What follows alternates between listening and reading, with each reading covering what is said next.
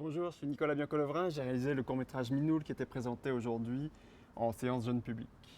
Oui, merci beaucoup. Est-ce que tu peux nous parler un petit peu du film Minoul et de sa technique un peu particulière, Donc mixte? Minoul, c'est un dessin animé qui fait 3 minutes 30. Moi à la base j'ai fait une quinzaine de courts-métrages avant celui-là, qui étaient tous avec des techniques d'animation différentes, du papier découpé, du volume, de la pâte à modeler, ou des ombres. Mais à chaque fois, j'avais mon personnage qui était entièrement constitué, c'est-à-dire que j'avais fait mon pantin fabriqué, et puis je le bougeais un petit peu, photo, je le bougeais un petit peu, photo, et ainsi de suite, et ça donnait l'illusion du mouvement. En dessin animé, à chaque fois, il faut recréer le personnage, le redessiner complètement, et on repart à chaque fois sur une feuille blanche. Donc c'est une technique un peu déstabilisante, qui est aussi longue, parce qu'à chaque fois, il faut redessiner entièrement le personnage, et dans un film comme Minoul, qui ne fait que 3 minutes, il y a près de 2000 dessins. Donc pour moi c'était une grande première et avant de me lancer dans un dessin animé avec 40 personnages, avec un dessin très complexe, je me suis dit je vais commencer simple avec un bonhomme bâton, c'est-à-dire un rond, un corps, des jambes et j'ai commencé à dessiner voilà, image, image, image, image, ainsi de suite. Alors le décor, lui, n'est pas dessiné. Le décor, ce sont des photos des immeubles qui sont juste en face de chez moi. Donc j'ai pris les photos des immeubles en briques comme ça. Et j'ai commencé après à redessiner dessus. Ça me donnait aussi un avantage, c'est que les petites briques me donnaient l'indication de la taille du personnage. 4 briques la tête, 3 briques le corps, 3 briques les jambes. Et c'est bête, mais l'une des plus grandes difficultés qu'on a en dessin animé, c'est de garder le même modèle de personnage, qui grandissent pas ou qui rapetissent pas au fur et à mesure du plan. Surtout quand un plan qui dure une vingtaine de secondes va faire quelques 340 dessins. Donc à ce moment-là, c'est une aide. Donc le décor, c'est aussi des photos en animation. Ça fait. C'est des photos fixes puisqu'il y a très peu de mouvements de caméra et les mouvements de caméra suivent. C'est un travelling qui est fait sur la photo. Donc c'était pas. J'ai pas eu de difficulté sur les décors.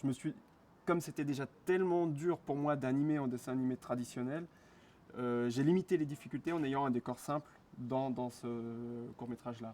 J'en ai fait un deuxième depuis qui est en cours de montage où là j'ai fait des décors un peu plus conséquents et le prochain qui sera un 15 minutes qui est vraiment un projet plus conséquent.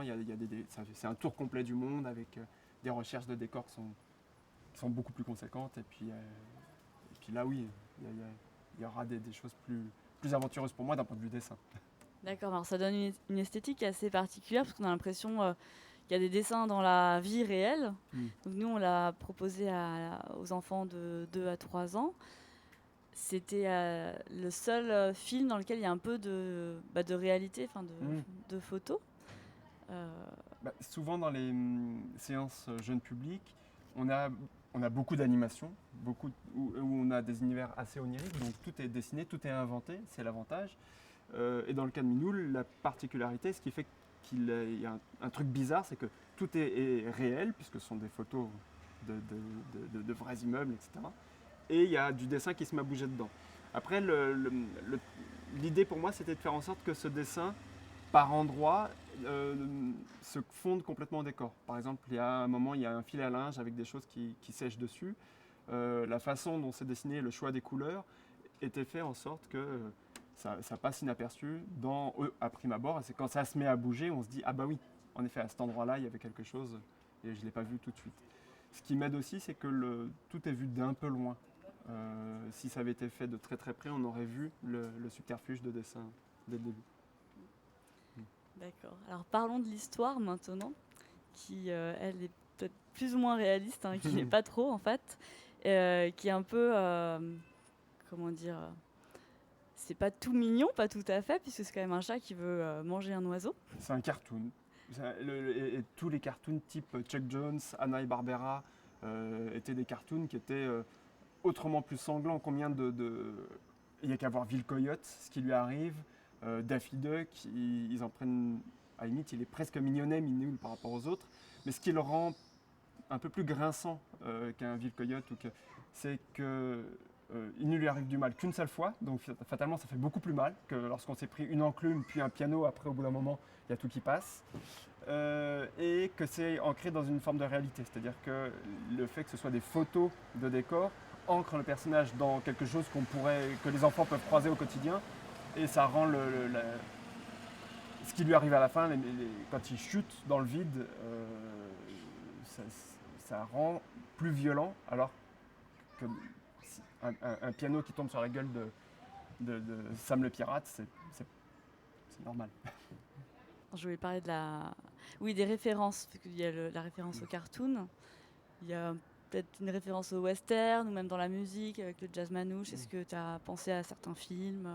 Sur la construction de ce court-métrage, il n'y a pas eu une recherche de référence très conséquente. C'est un film qui est venu relativement spontanément, puisque l'idée était vraiment de se mettre rapidement les mains dans le cambouis. Le film qui est en préparation là, qui s'appelle Une histoire de Jeannot, c'est l'histoire d'un gamin qui a 15 ans pendant la Commune de Paris, qui rêve d'un monde meilleur, mais la Commune finit mal, donc il va chercher ce monde meilleur en faisant le tour du monde entre 1871 et 1936. Et donc là, il y a toute une série de recherches historiques sur quel était le monde dans l'Empire ottoman ou perse à cette période-là. L'histoire de ce personnage, les références graphiques avec les dessins de presse de fin 19e. Donc là, il y a toute une pile de références où j'ai ramené mes carnets, il y aura possibilité de voir tout ça, mais où ça fait ça fait 5 ans que je suis dessus avec un travail presque à mi-temps, quoi. C'est un 15 minutes qu'on est en train de monter avec la Luna Production. C'est l'histoire d'un gamin qui s'appelle Jeannot, il a 15 ans, c'est la Commune de Paris, il rêve d'un monde meilleur. Et du coup, il va voir les journalistes qui sont qui pourraient être l'équipe de Jules Vallès. Et il va se prendre de sympathie avec eux. Sauf que la Commune de Paris finit super mal dans un bain de sang et il va devoir quitter d'un coup la France et il va commencer un tour du monde en cherchant un monde meilleur, un pays meilleur, un endroit où le seul bonheur, la seule richesse, c'est le bonheur des hommes, quoi. Et il voit d'un côté des empires sur le déclin, comme l'Empire ottoman, l'Empire chinois, des civilisations aussi, comme les Amérindiens, et en même temps la mondialisation qui est en train de se construire petit à petit, les évolutions techniques aussi, qui sont l'aviation, et toutes sortes, la santé, etc. Et lui, donc, c'est l'histoire d'un homme avec son parcours à lui, son parcours personnel, et de l'autre côté, l'histoire en général et comment elle induit sur son histoire, lui, son histoire individuelle. Et donc tout ce qu'il y a là, ce sont mes étapes de recherche, par exemple les différents types de costumes qu'il pouvait y avoir, ou de tribus comme les Apaches et d'autres comme ça, à cette période-là. Les parties historiques comme le gouvernement de Léon Blum avec le gouvernement du Front Populaire, et puis les congés payés, les autres choses qui vont avec, les choses plus historiques comme la route de la soie, qu'est-ce que ça pouvait amener, et quelles étaient les personnes qui avaient fait les tours du monde à l'époque ou avant, et qu'est-ce que ça induisait, et ainsi de suite. Voilà. Quelques-unes des recherches. Ça fait 5 ans qu'on est dessus. Peut-être dans 2 ans, on aura fini le film, parce que ça prend pas mal de temps. Là, on en est à l'étape de... Le scénario est fini, complètement, validé. On commence le storyboard, et voilà. En gros, on en est là. C'est autre chose, là où pour Minoul, il y a quelque chose de nettement plus léger, où c'était le plaisir de faire et de partager un petit bout d'histoire avec juste un point de vue qui est de ce personnage qui a une quête et qui finalement échoue dans sa quête, mais trouve autre chose à la place. Et est-ce que tu as pensé au public en le réalisant? Puisque là, nous, on l'a proposé à des tout petits. Tu m'as dit que tu le montrais plutôt peut-être un peu plus grand. Celui-là, il fonctionne tout public. Ça fonctionne très bien. Il est type comme la Linéa, comme ces histoires qui sont... On a un personnage et les seules références nécessaires pour comprendre cette histoire sont la peur, la faim, l'amitié ou n'importe, qui sont des références qu'un tout petit a. Il n'a pas besoin de connaître le petit chaperon rouge ou d'autres, une référence extérieure à cette histoire qui lui permettrait de comprendre la narration de celui-là. C'est pour ça qu'il fonctionne tout public. J'ai pas à moi réfléchi, et lorsque je fais une histoire, je ne pense pas au public, je pense à raconter une histoire qui me semble cohérente, et puis finalement il trouve un public. Souvent nos histoires fonctionnent tout public. Je dirais 3/4 de nos histoires fonctionnent 5 jusqu'à pas d'âge. Et on se retrouve souvent dans des séances où il y a de 4 ans à 104 ans à peu près, sensiblement. Et on aime bien, nous, ce mélange de générations et de discuter et de faire des rencontres dans ce type de rencontres.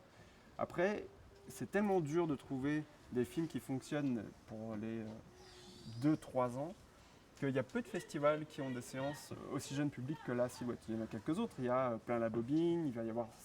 Je me demande même si le Ciné Junior a des séances aussi jeunes.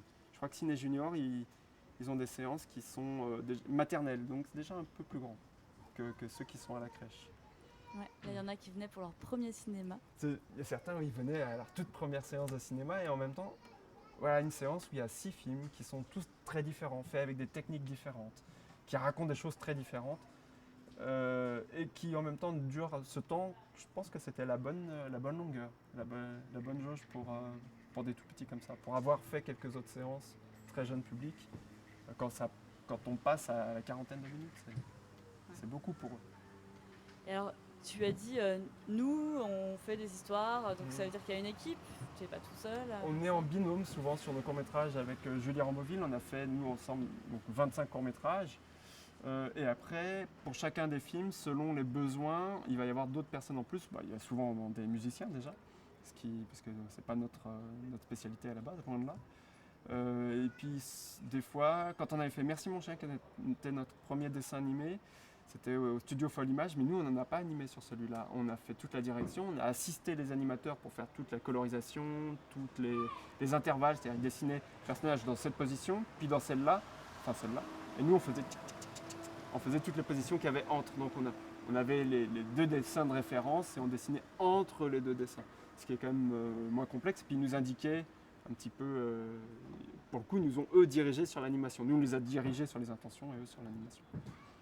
Donc, D'accord, beaucoup de métiers dans l'animation. Merci beaucoup. Merci beaucoup pour l'accueil, parce que un film sans festival, c'est rien du tout. Sans public, ouais.